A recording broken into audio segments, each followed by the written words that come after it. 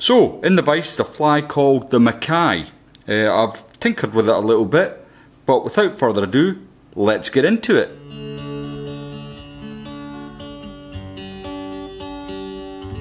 In the vise then is a Hanak H230 barbless hook. As you can see, it's at size 8, and this is a medium wire hook in black nickel.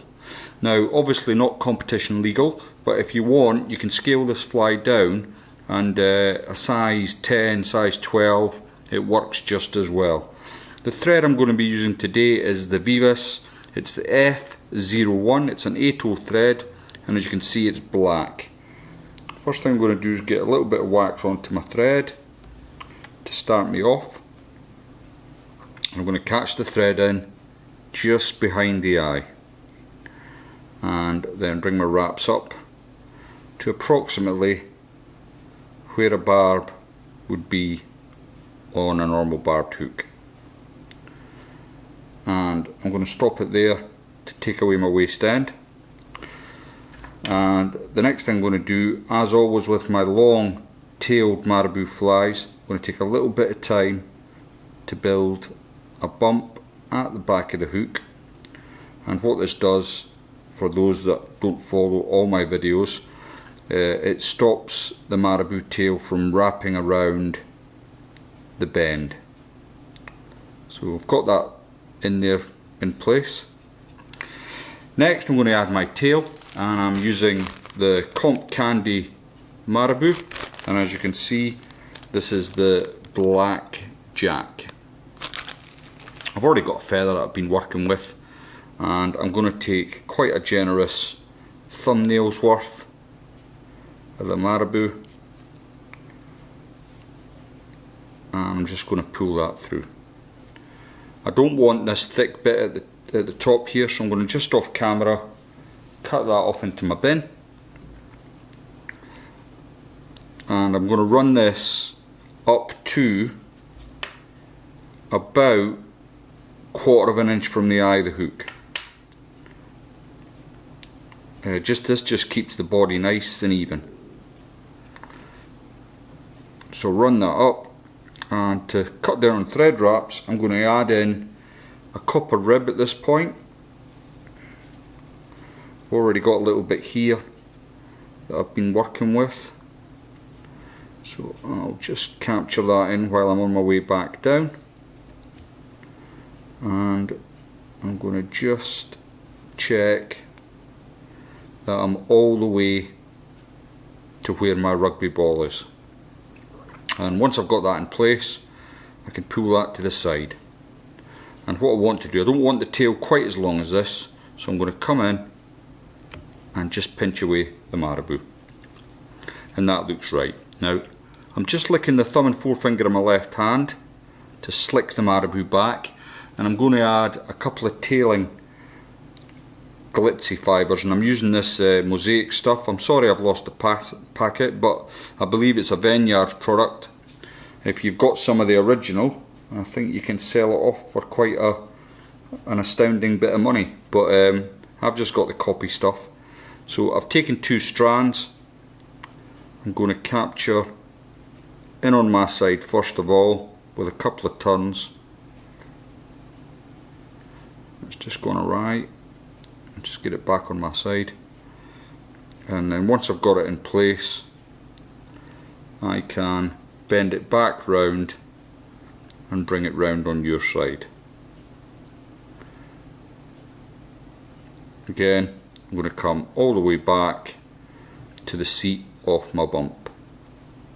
Just pull your wire rib out the way if it's in the way. Again I'm going to lick my thumb and forefinger, pull everything back, and I want the Mosaic approximately 2mm past the tail. That's all good. Now for the body of this fly I'm going to be using my trusty Troutstalker's dubbing. This one is the natural tweaked, and I've already taken a pinch out the packet, and I'm going to dub that onto my thread. Now at this point there's no wax on the thread, and the reason for that is with the scruffy dubbing I find you don't really need it, and you can move the the dubbing up and down the thread much easier if it's not waxed. So I've got that in. I'm not dubbing it particularly hard because I would like to tease some of these fibres back out once I've got the body in place. Now I don't want a particular taper on this. I'd like to keep it nice and even, but if you end up with a small taper, it's not going to change the price of fish. So there we go, I've got my body in place. Now I've wound it this way, so my rib is going to come counter to that, and I'm keeping nice even turns, about 1/8 of an inch apart, all the way to where my thread is resting, and then I can capture that in with a couple of turns, get in front with 2 or 3 turns, and then you can twist your wire away. Now at this point I'm going to come in with my dubbing brush and just tease out a few of the fibres, and I'm going to comb them back.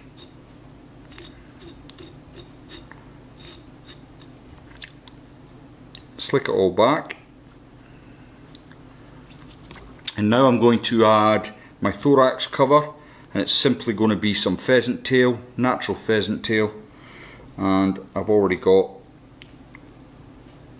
about 6 to 8 fibres ripped off, and I'm going to trim away the tips there. I don't want them, and we're going to catch in from the tip side.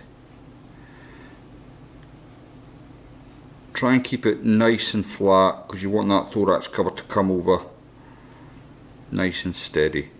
So just make sure you've got enough room because there's quite a lot to go on at the front here. So next I'm going to tie in, first of all, my orange tag, and this is Brite number 8. Now it's a lot thicker than the Brite you're probably used to, and I've got a little bit here that I'm just going to take off the reel. Now it can be a little bit unruly, so what I would recommend you do is lick your thumb and forefinger and just damp that down, and it just makes it a lot easier to work with.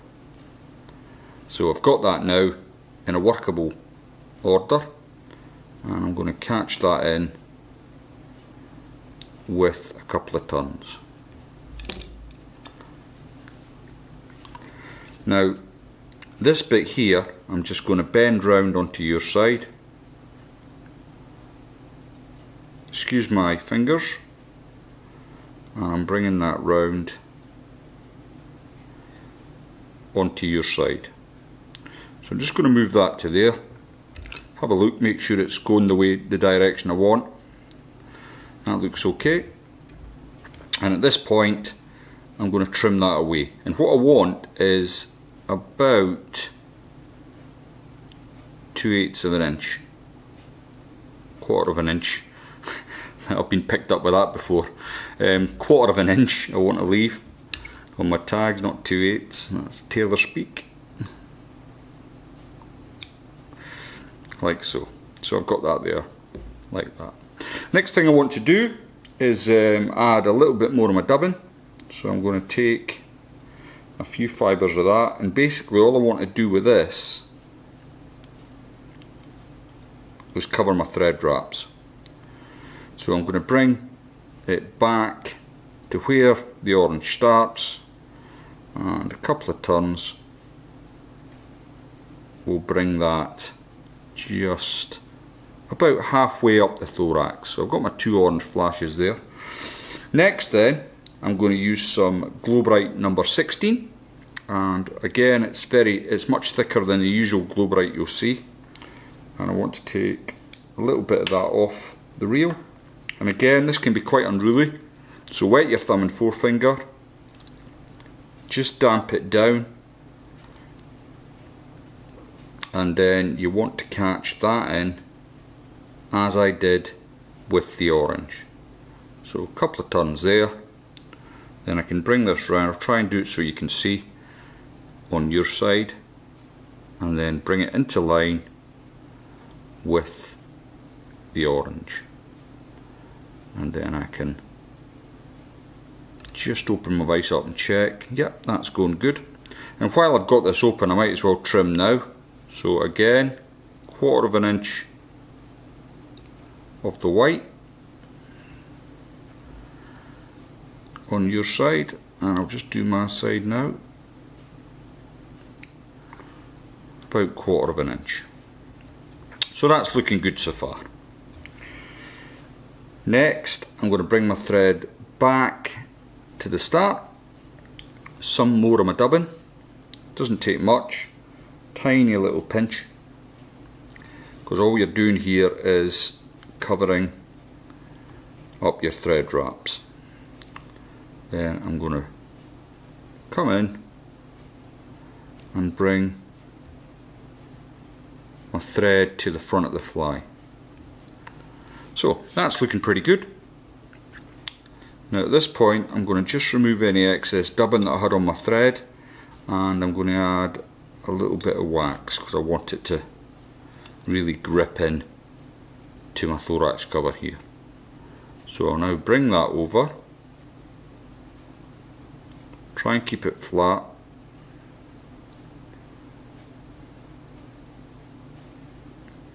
and then I can lock that into place. I've just got a stray fibre here, I'm trying to just pinch it away. There we go.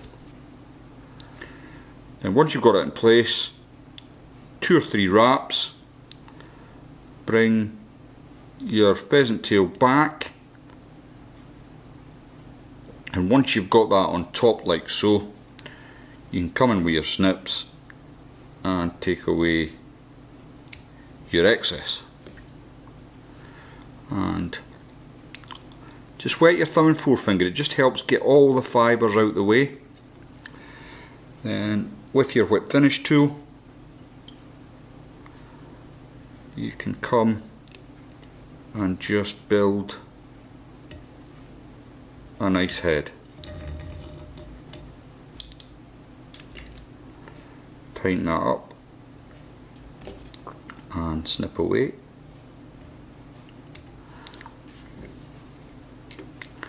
I'm just going to remove that bit of excess. So I've got that nearly done. So what I'm going to do next then is just on top here, the thorax cover is quite vulnerable. So what I want to do is just get some UV resin on it, and this just adds a little bit of longevity to the fly.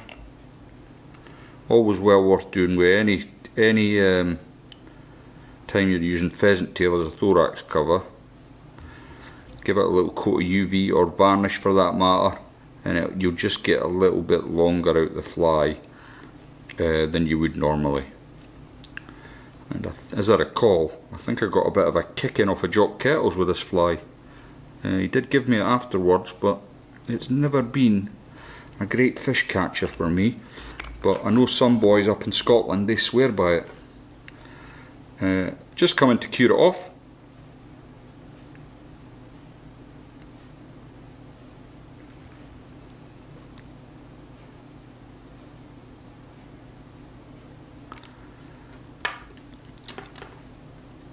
And there you go. As I said, this is an oversized one if you like, but for competition purposes, if you tied it in 10s and 12s, I'm sure that will do a job for you. I'm going to add a second coat of varnish to the head after the video's finished, but you know, you do it to your leisure. If you're enjoying what I'm doing, please think about subscribing to the channel, and I'll see you all next time.